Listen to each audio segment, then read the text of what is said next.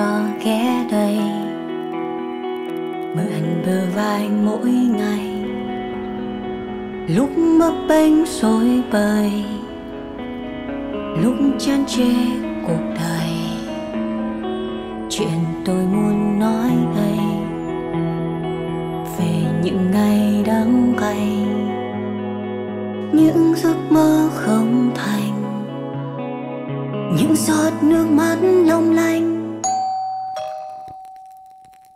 Chào em, mừng em đến với Tự Tình Lúc Không Giờ.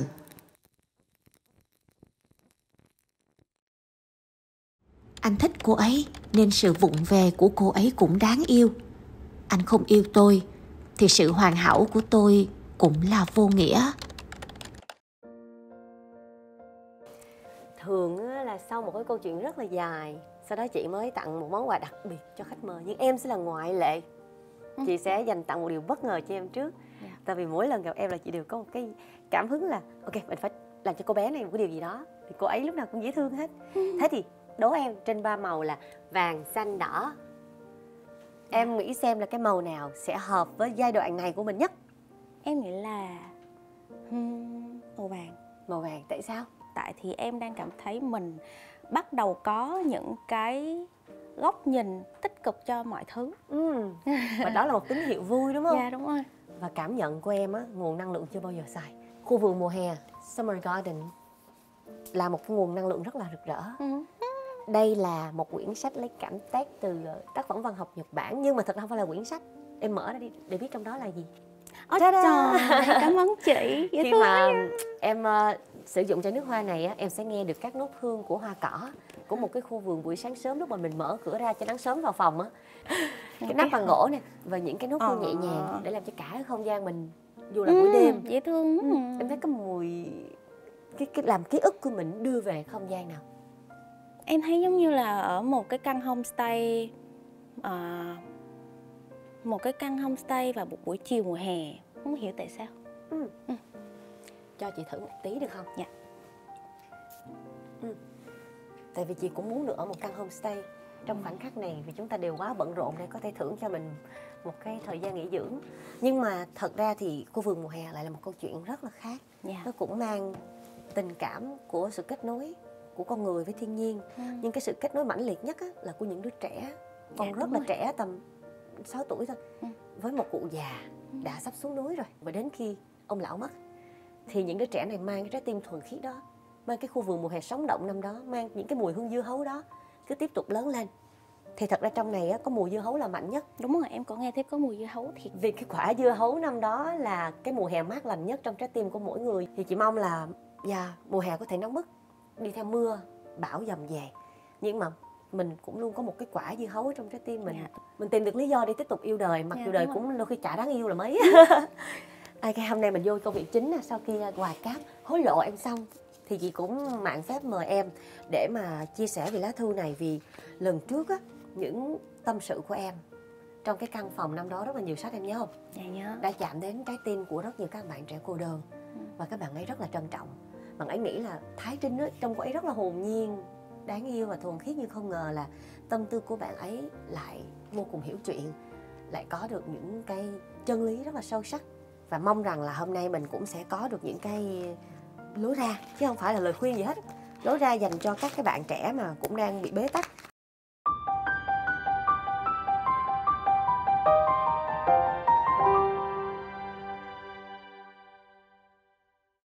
Em chào chị, hiện giờ em đang sinh sống ở Nhật. Ủa, trùng hợp thế nhờ? Trùng hợp nha. Bộ nước hoa của mình cũng đến từ Nhật ạ. Hiện giờ em đang sinh sống ở Nhật nên chị có thể gửi mail cho chị mà thôi. Em thích giọng nói của chị. Ôi, chị cảm ơn em vì nó đã giúp em nhanh chìm vào giấc ngủ. Ok, em là một cô gái 21 tuổi, nhiều hoài bão, rất đa sầu đa cảm và mau nước mắt. Em ghét bản thân mình vì luôn ảo tưởng vị trí của mình trong lòng người khác. Và khi mối quan hệ đi vào bế tắc, em lại luôn là người giày vò bản thân mình. Em và người yêu cũ của em đều ở bên Nhật. Vì bọn em yêu xa nên ít khi có thể gặp nhau. Bọn em yêu nhau được gần 2 năm và trong gần 2 năm đó người ta làm em rất là mệt mỏi và chán chường vì những lời nói dối của họ, về những lần chơi game rồi giấu em chơi lô đề, cờ bạc. Nhưng em rất kiên định về tình yêu của mình. rằng chỉ cần sự chân thành của em sẽ khiến người ta thay đổi tốt hơn. Và cũng thời gian đó người ta phản bội em 2 lần liền luôn. Lần đầu em tha thứ vì em nghĩ chắc là họ chỉ bị say nắng thôi. Và em tin là tình yêu của em dành cho họ luôn là điều tốt đẹp nhất. Nhưng không, em đã lầm. 1 tháng trước khi chia tay, người ta lạnh nhạt với em, luôn tắt máy của em.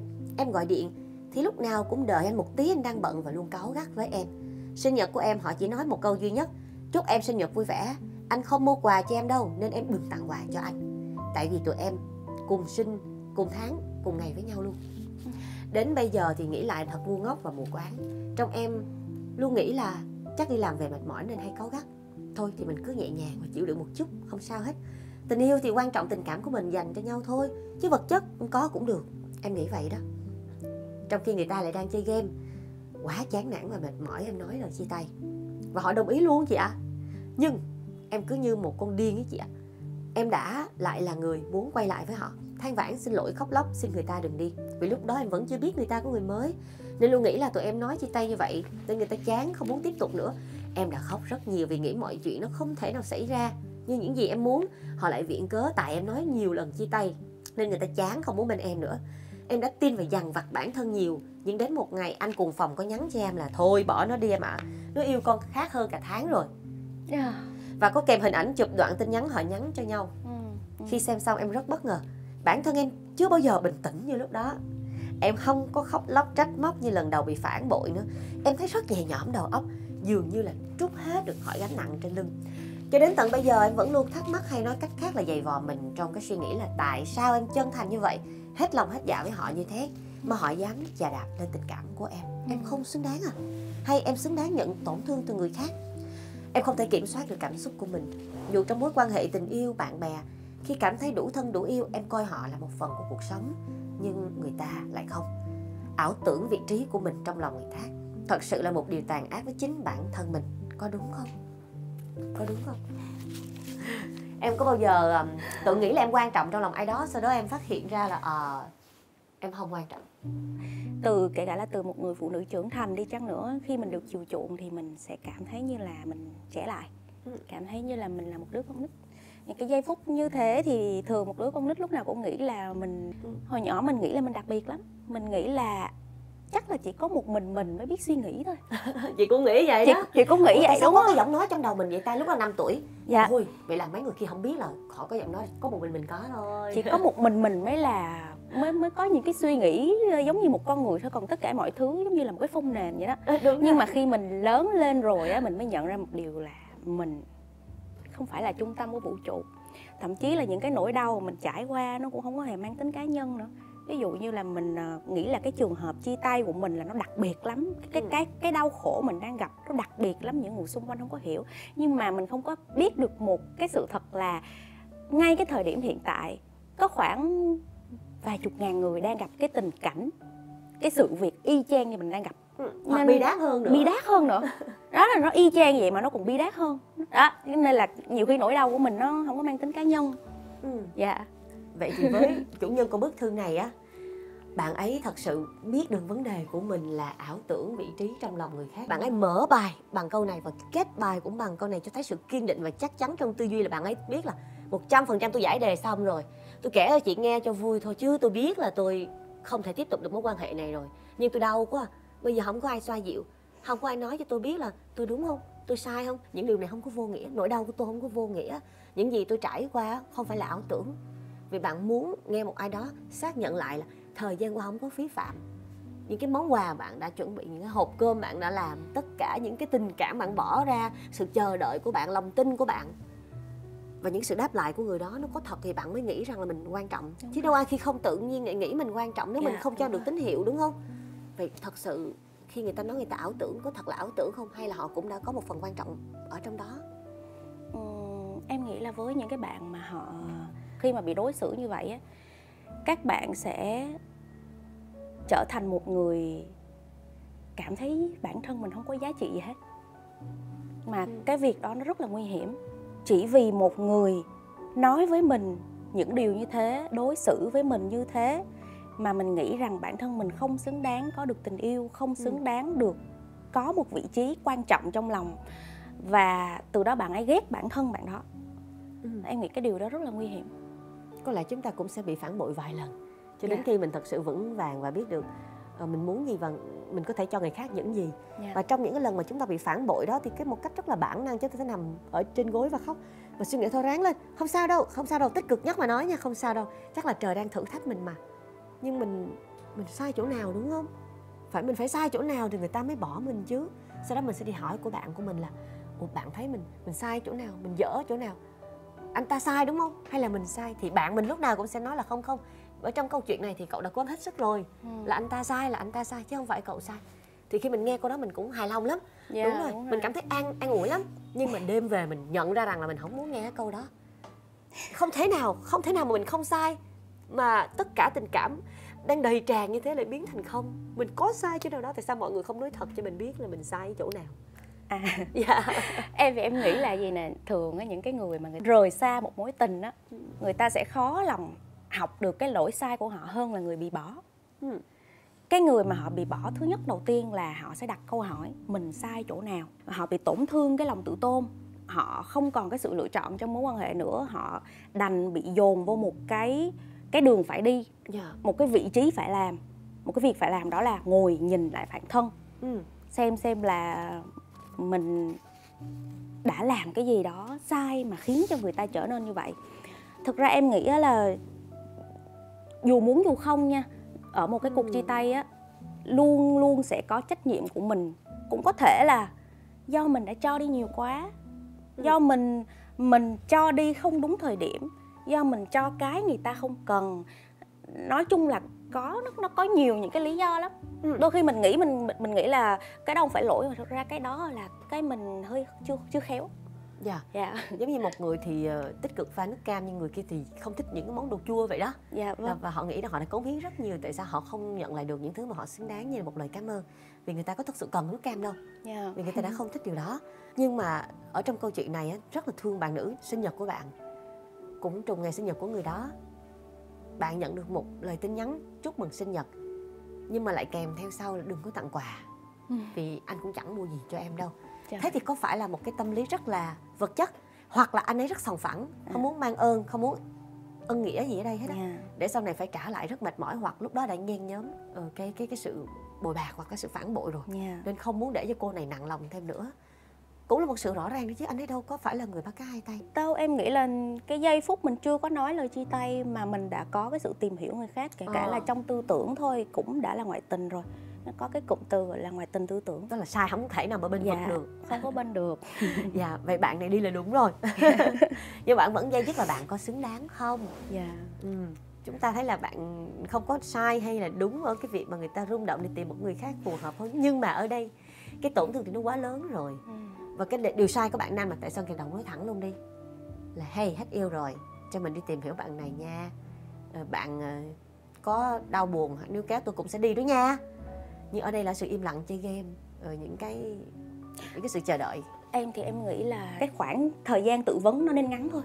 Còn cái khoảng thời gian còn lại á, mình phải có cái sự tự hiểu giá trị bản thân mình nằm ở đâu. Em ví dụ như là khi mà một người ta nói cái câu gì đó làm tổn thương mình, lúc đầu mình kiểu như mình take it personally là người ta nói như thế, mình tổn thương quá, mình thế này thế kia. Nhưng không, bây giờ em quan niệm á, cái câu nói đó của họ chứng minh trong người họ đang bị hỏng, bị sai, bị có một cái vấn đề đó khiến người ta nói ra cái câu đó.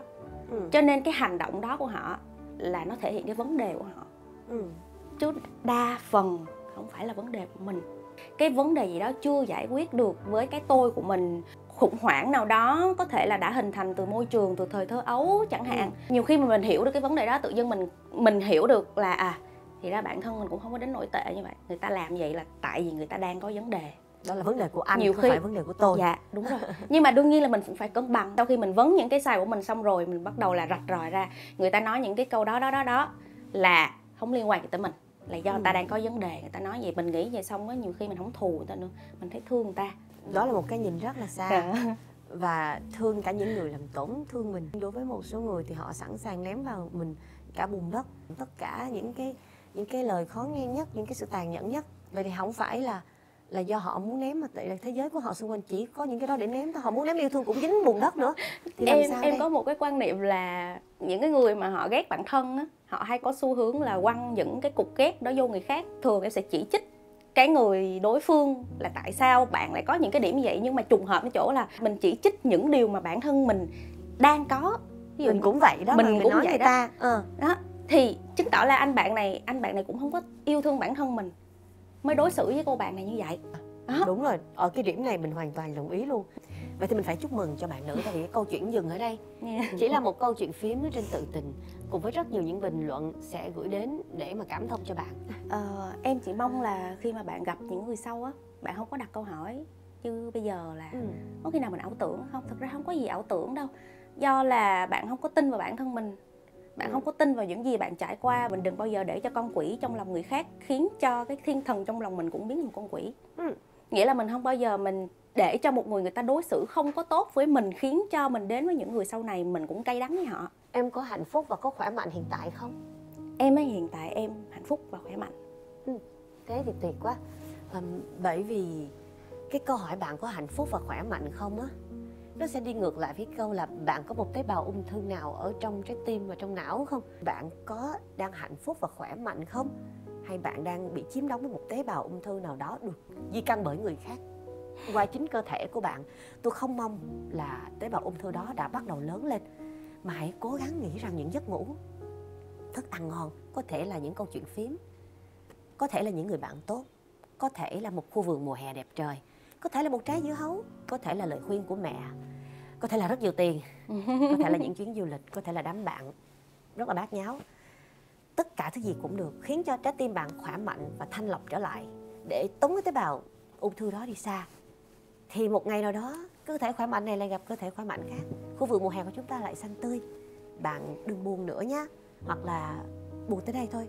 Ai mà không xứng đáng ở trong một khu vườn ngập nắng chứ. Riêng em, nếu như không phải khuyên bạn, nhưng khuyên chính bản thân mình, về sau nếu mình gặp những cái vấp váp hoặc là những cái câu chuyện tương tự như vậy về vị trí của mình trong lòng người khác, em sẽ tự nói với bản thân điều gì? Em có một cái kim chỉ nam em đọc ở trên mạng á, nó có một cái quan điểm như thế này: lòng tốt là một cái thứ gì đó bạn không thể nào cho đi tùy tiện được. Mà nếu như mà một người mà họ không có biết ơn mình á, mà không có mang lòng tốt của mình mang cho họ, nhưng mà thật ra em nghĩ là lòng tốt mà mình cho đi có điều kiện, nó chỉ là một nửa lòng tốt thôi.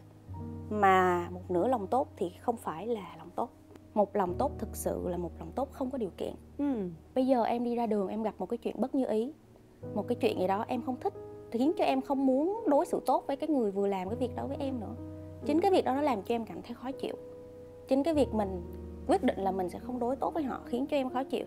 Bởi vì mình nghĩ là mình và người ta và người này và người A, người B, người C, người D, tất cả những người trên thế giới này đều cùng một cái dòng chảy của vũ trụ, đều là một phần nào đó của vũ trụ. Mình không có tách riêng cái tôi mình ra.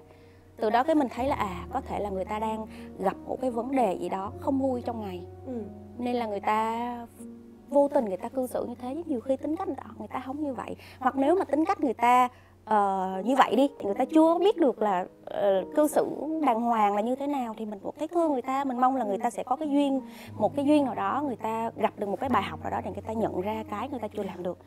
Thì khi mà em nghĩ như vậy, em thấy mọi thứ trên cuộc đời này nó nhẹ nhàng lắm chị. Thiệt. Giống như kiểu hay không sao, ở thế giới của bạn không ai dạy bạn chung thủy hả? Không ai dạy bạn để đối xử tốt với người mà bạn yêu thương sao? Không sao, tôi sẽ tha thứ cho bạn. Mà nhiều khi mình trách người ta là làm như vậy là không có được, mình đánh giá. Nhưng mà kỳ lắm, nhiều khi nha, cái vũ trụ nó làm một cái gì đó rất là kỳ cục, vài năm sau mình ở vị trí người ta. Mình thấy được cái góc nhìn của người ta, rồi mình hiểu là thì ra với cái nhận thức của một người bình thường trung bình, họ sẽ cư xử như thế này là chuyện bình thường. Bởi vì nếu mà mình không tỉnh táo, mình cũng sẽ cư xử như vậy. Đó, ví dụ như ngày hôm đó mà em bị kẹt xe, em bị dính mưa gì, nhiều khi em cũng cư xử còn hiu tệ hơn vậy nữa. Nên là tự dưng nó cho em một cái cảm giác là em không có đánh giá ai hết á. Rồi nó làm em bớt đi rất là nhiều sự tiêu cực luôn á chị. Chứ trước đây em là một người tiêu cực lắm. Em nhìn cái gì em cũng muốn đánh giá, nhìn cái gì em cũng muốn soi xét. Thế thì tốt quá rồi. Cuộc sống sẽ cho chúng ta rất nhiều những bài học. Vậy nếu mà bạn còn trẻ thì đợi thêm đi. để thêm bài học. Khoan kết luận điều gì á. Cảm ơn mọi người rất nhiều vì đã lắng nghe câu chuyện ngày hôm nay cùng Trinh và Trinh. Hôm nay Trinh có muốn tặng cho Trinh một cái ca khúc nào rất là đặc biệt và đầy những sự mầu nhiệm không? Một cái ca khúc em nghĩ rất là phù hợp với chủ đề hôm nay. Nói về một cô bé đang rất là buồn, rất là gọi là không được may mắn trong tình yêu. Thì chàng trai này mới khuyên cô bé này là em hãy vui lên, em hãy cười lên. Em cứ tập cho mình những cái nụ cười mà nhiều khi bản thân em bây giờ em chưa cảm thấy muốn cười, em cứ cười. Bởi vì vài ngày hôm sau em sẽ cảm thấy thật sự cái nụ cười đó nó là xuất phát từ chính trong trái tim của em mà ra. Lúc đó em sẽ thấy vui, sẽ thấy cả cái câu chuyện cũ của mình thật ra nó cần phải xảy ra như thế để cho mình có được cái nụ cười trọn vẹn bây giờ. Em đẹp nhất khi em cười và xin chớ quên lời anh. Đừng để vụt mất tuổi xanh. Cathy, xin mời Trọng Lê và Thái Trinh.